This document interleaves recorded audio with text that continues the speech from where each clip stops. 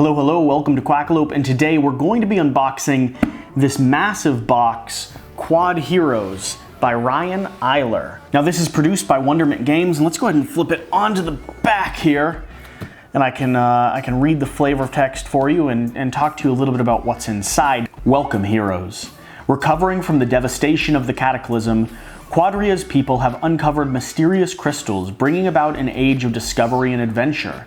New technologies, ancient secrets, and wondrous creatures abound. In Quodd Heroes, you are a hero, and you will slide, dash, jump, and tumble your way to victory through 28 scenarios. Scenario types include cooperative, team, player versus player, and solo games. Using a widely unique core mechanism, your cube-shaped hero tumbles and triggers a chain reaction of jumps, slides, and dashes through an ever-changing world. Level up your character and equip amazing items and pets. Discover powerful runes, food, and more. Master your skill and become the hero Quadria needs. So that's kind of set up what we're talking about, but this game has so much depth and so much scope. I've played it a few times myself, but I was lucky enough that wondermentgames was willing to send me a review copy of my very own. And if you can't tell, I'm excited to break into this game and even more excited to get it to the table. I will certainly be having a full review coming out down the road, along with probably at least one solo scenario here played on the channel. So keep your eyes out for that. Make sure you like, comment, and subscribe. And let's go ahead and break into this box. On the back here, it says that it's for 1 to 6 players for an age range of about 14 up, and I think that age range is just about right. This is a engine building or a mechanism building game, and so you're going to need to be able to interpret and kind of plan your moves ahead of time. And it says that it takes 30 to 90 minutes. Now, some of the gameplay that I've had has ran a little long, and that was in the demo groups, so we were all learning and experimenting with the game a little bit. But I'll be interested to see as I playtest this if I can get a game session down to that 30 to 60 minute mark. Let's go ahead and cut into the side here. Let me just show you how massive this is. Oh, and what all of these sides look like real quick. Because this box, I mean, this box is no joke. You can hear it tumbling around as I'm messing with it here. Like always, I am familiar enough with the game that I'm unboxing, in this case Quodd Heroes, so I will be able to talk to you about the game overview as we get into this box. I know the components, I know the mechanics, I generally know what we're going to be looking at as we open it up. So stick with me, this will be more of a game overview than just a simple unboxing video. I'll go ahead and flip this to the back now, and like always, I will cut a seam in the side and then be respectfully quiet.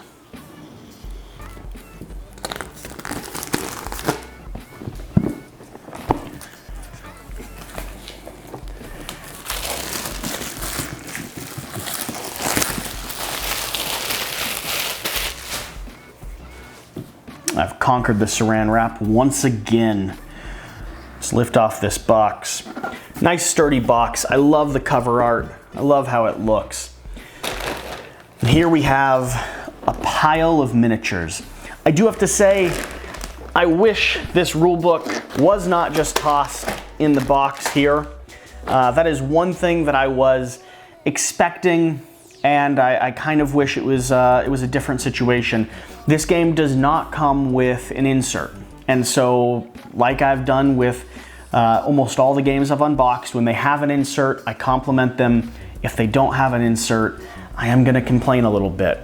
I really, with a game that's this nice, that has so many miniatures and packs of cards, I'm really always willing to pay a little bit extra to have a nice insert. And so in this situation, because there's not an insert provided for all the little chits, for all the miniatures, for all of these different gem pieces and these cards, I'm gonna have to figure out my own storage solution, which is a little bit more inconvenient. An insert would allow me to keep the pieces safe, but also allow me to get it to the table a lot easier. So that is one comment I'm going to make. I wish these rule books weren't just tossed in here. So let's go ahead and flip through this massive rule book. Here we have a little bit of a comic strip that is going to tell you the lore of the game. Flipping through all of these different scenarios, talks about movement, talks about Q powers. There's an example of kind of what these maps are going to look like. all the different pieces, all the different like elements you can find across the tiles. Here's all the different boosts, all the different icons, some of the move mechanics. The rulebook is 18 pages long. And then here we have Scenario Book version 1.0. This is going to walk us through setting up solo campaigns, sheep hunting campaigns, racing games, battle games. There's a lot of different things you can do with kind of this toy box. And really, I mean, that's probably one of the best ways to describe it. This box here is, in a lot of ways, kind of a toy box. It gives you the mechanics and the items to build out scenarios in this booklet, but also build out scenarios of your own. You know, it's really unlimited in what you can do. Here are some of these gems. These are going to be things that you're going to be collecting. I'll go ahead and open up this bag and give them a look. Nice hard plastic. They're made well. No sharp edges or anything like that. They're just nice hard plastic gems. These guys are incredible. I'm gonna go ahead and open everything out of this box real quick. We have a stack of cards. We have our player reference sheets. There's another stack of cards. We have our bomb dice. So you're gonna roll these to see how much damage is done. We have our first player token, which is a nice little metal coin here. For a game this nice, they did not spare expenses. We have a set of dice here to determine direction. And then we hop in here to our player boards. So these are going to be the different characters that you're playing with, and these are going to be their action sheets. So on each one you can see characters are facing in a variety of different directions, and that's going to be how you determine their movement. If they fall onto a side, if they fall onto their face or their head, there's going to be different movement tiles that get triggered. So you can create this chain event where it falls to its side, it slides 2 steps forward, it flips over onto its back, it bounces a little bit. It's going to be this chain reaction, or this little engine that you're building to move around the board as quickly and efficiently as possible. So these are going to be all the different characters we have to play as. And here we have stacks and stacks of player boards. So these are going to be the different environments. And these are actually really nice. They have, like these water paths here, have a nice silky kind of smooth texture to them. Everything else on the board here is a nice hard cardboard, but you can actually see a little bit of a reflection and a different type of texture on all of these water areas. And that's actually a really nice feature. Like really well produced, honestly. Oh, we have a few more bits and pieces tucked in here. Let's go ahead and dump this out so we can get a real look at everything. Oh, all of these player boards, all of these character reference boards, I'm going to set over to the side. This box, I can go ahead and flip up and set next to me here. Here we have a bunch of punch boards. These are going to be more modular tiles. So we showed you some of these really big tiles, and then to build out the environment a little bit more, you're going to have pathways, tunnels, edge pieces that just change the landscape a little bit more. These here are going to be tiny little punch tokens. We have character reference tokens. We have portals, bombs, countdowns, so players 1 through 3. We have treasure chests. We have potions. These are going to be items that are scattered throughout the board. Let's go ahead and punch a few of them out. They all have a nice border, so they're all going to be clean to punch. They punch really easily. The cardboard feels good. It's about the right thickness for this type of token. Yeah, I'm having a good time unboxing this. I'm gonna toss that over to the side. Here we have some portals. We have some lasers. We have walls and tunnels and caverns that you can build. Here we have some directional pieces. These are going to be the items that start indicating how our players move. Here we have crystals representing the crystals that we're going to be collecting. We have bouncy pads that launch you up and change your movement ability. We have higher end portals. And then these last few tokens here, these are going to be character specific movement tokens. So I was telling you before that on our movement boards, there's those areas. Let me go ahead and grab one. On our movement boards, there's these areas up here, and these are going to determine how your character is moving throughout the world. So if I pop out, I think this is the right one actually, pop out a few of these, you see these will set right here. So this will say when I flip onto my face, I can move diagonally, whatever my movement ability is. If I flip onto my side holding the crystal, I can move in a straight line. So that's going to be how your board's laid out. All of these shift and change depending on what game you're playing and how you're playing. Sometimes you can even customize it the way you'd like. Along with that, each of these are going to have a secondary side, which has a special ability or a higher level ability. So I'll set this off to the side. I'll set these tokens off to the side. Every character is going to have their own unique set of tokens with their own unique movement patterns, their own unique special abilities, upgrades, things like that. And lastly here we have a few more environmental items. So we have a wagon, it looks like here. We have some big lasers, some different water pathways. We have nice big tokens for all of our characters and the final set of movement tokens here. And you can see everything is fully colored on both sides. So different sides have different types of terrain on them. All of this is modular and reusable and convertible. It really is a toy box full of all the things you could want to set up some really neat scenarios. We have a stack of cards here. We have our player reference cards for each one of the characters. I'm avoiding showing you these guys, even though I'm already sure you've seen B-roll of these guys. But these miniatures are almost a reason to get this game in itself. So here are our heavy-duty bomb dice. If you ever wanted some dice to represent bombs coming in someone's direction, this is going to be the game for you. They feel well, they're made well, they have engraved kind of different symbols on each side showing what type of bomb is going to be exploding. Oh, and let's break into these miniatures here because I'm pretty sure you all will not be too incredibly patient with me. So, one of the very cool things about this game is going to be these miniatures. They have so much character, so much detail. The artwork that we have for each one of these characters is beautifully represented in these miniature models here.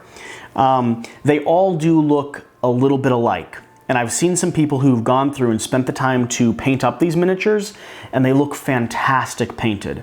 And so that's something that's on my list. Hopefully I'm going to be able to get to it soon, but I really love when this game has fully colorized, fully painted miniatures because it helps set them apart.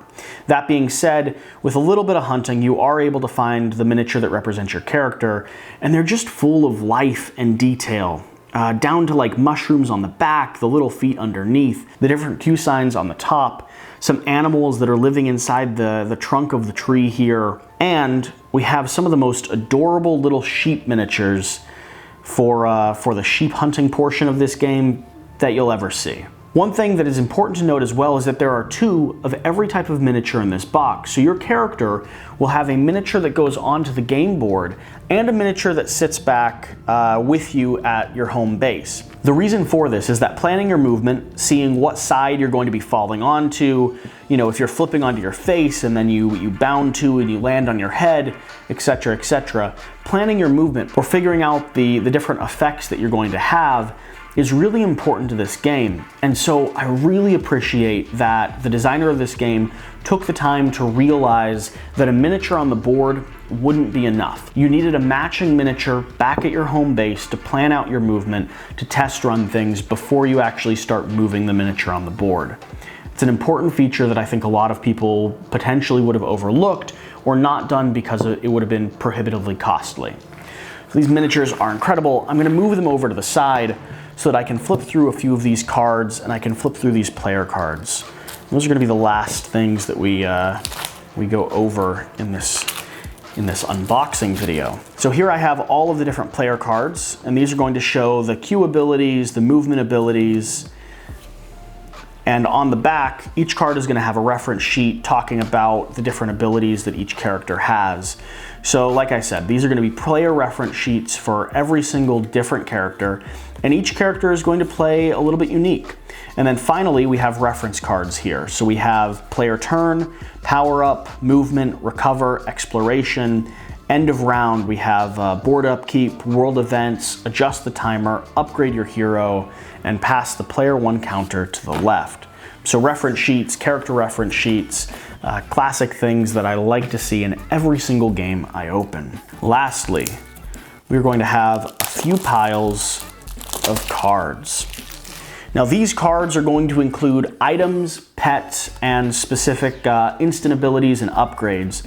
And I'll flip through them quickly here so you have a sense of kind of the artwork. But basically these allow you to do things like place teleporters, permanently upgrade your cube, drink a potion or cause an effect, place walls, destroy walls, flip, move, dance, dive, any variety of things. There was one gameplay session where I flipped into a pile of rubble, played 2 or 3 cards, and instantly built a little fortress. So like surrounded myself with rock, placed a few traps inside that rock, and then on the next turn proceeded to have my fortress blown up by multiple bombs.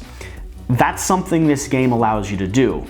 So I just went through the process of setting up a not specific and very abstract version of the game, or what the game might look like, so that I could at least show you how this game feels when it comes to table presence, or when you have it all set up. So here I have my main character. I have my reference cube here, so I can practice some of the movement. Here I have my actual game piece, who is on a spawn portal. And I have a variety of other things set up. I have some sheep scattered around here, so I could potentially be trying to capture them. I have some tokens, and these are items that you could land on that may have mysteries underneath. They could be bad, they could be good, they could be holes, they could be bombs. I also have world event cards over here, and I have my deck of tool cards, item cards, potion cards, pet cards. Along with that, down here across the bottom row, I have all of my movement specifications set up according to this card here. I also have my upgrades. These are going to be things that you add every round or two of the game, and so I just have them all placed out here, but more often than not, you'd have a few over to the side. And then lastly, I have a permanent tool upgrade. I have the hoverboard, so I can ignore non-wall tiles, water, pit, tokens, lava, etc. I'm hovering up off the air just a little bit. I also have a pet who is attached to me, and this one is a runekin. That means I can copy a rune card that I play. So if I had a hand of cards and I played, let's find a rune card in here somewhere. There's some potions. Where's a rune card? Where is a rune card? Whatever the case, if I played a rune card from my hand, he would allow me to do it twice, or copy that rune card. So the way this game plays, you'll usually have a larger map, and you'll usually have more people on the game board unless you're playing a solo scenario. But basically, I'd look at my guy here, and I would say, well, I can flip forward onto my face, and the one that I land on is the one that controls my movement next. So if I flip onto my face, I then can move forward in a straight line. I then have 2 movement upgraded, so I'm able to move 2 times, and this allows me to move in any direction. So I could flip to my face and move 1, 2, and then I'd be there. Then, the next thing that I could do is I could flip, actually, I'll go 1, 2, and then the next thing I can do is I can flip onto my side. So this would allow me to flip here, and this is the side that's not holding the crystal. So this allows me to move in a diagonal direction 2 times. But first I come to that portal. That portal is going to need me to roll a dice. I'm going to roll a die, and I can move up to the distance that I roll. So I could move 1 cube away. So I will pop right here, and then I'll move 1, 2. So I'm almost there to the sheep. That's a very rough interpretation of how this game plays, but that's how these movement actions are going to resolve. You're going to flip onto a side, look down here, and figure out what your move's going to do. So for instance, that lets me flip onto my back. My back activates a special ability, allowing me to flip up 1 more time. If I flipped up to my feet, I'd be able to jump, which would bound over that gap. And you see the movement gets very intricate and dynamic as you're running around this board trying to plan out this series of actions that get you where you want to be. And half the time you're just not quite where you want to be. So this has been an unboxing of Quodd Heroes. If you can't tell, I think this game is very unique and very cool, and I'm really excited to give it a deeper look. I hope you've enjoyed this unboxing video. If you have, please like, comment, and subscribe. I put out new videos every single week, from gameplay to unboxing, overviews, flavor text, full reviews, even some documentaries are coming up in the works right now. Whatever the case, go do what's important. Get out and play some games, and we'll see you next time. Thank you.